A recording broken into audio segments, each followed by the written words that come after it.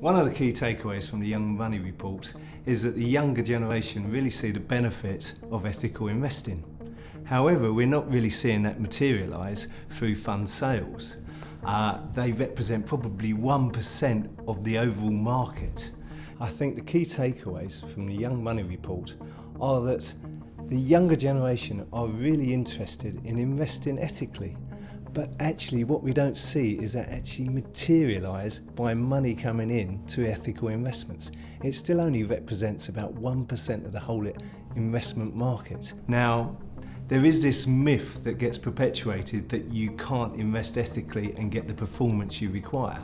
Now at Kames Capital we can actually prove that really is a myth, because we do have some really good funds that are first quartile, which that means it's top 25% out of 250 funds, and it is on a consistent basis over 1, 3, 5, 10 years, any time frame you want.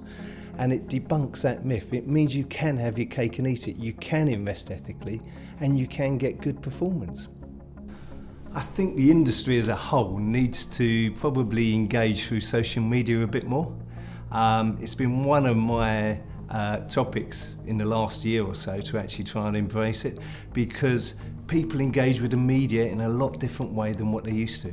In the old days there used to be newspapers and TV, but now there's whole streams of different ways of getting content and information to people. And I think as an industry we're very old-fashioned. I mean, we're one of the few people that operate a Twitter account and Facebook. Many in the industry just can't see the value of it. And if they want to embrace the younger generation, then they need to embrace social media and get out to these people. I think one thing I would change about Generation A, if I could, and if they listened to me, would be to get them financially literate. I think they need education at schools, at college, from bank accounts to investing to pensions. It's all going to be vitally important, and there's just not enough information for them at the moment.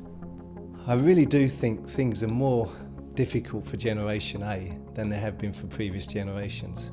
They have student loans, they have to struggle to get on the housing ladder or pay for their rents. There are so many different things that are required of them. They need to save their pensions. In the past, other generations had defined benefit schemes, which meant they didn't have to save as much. But now all these things are required, and I think it makes it really difficult for them.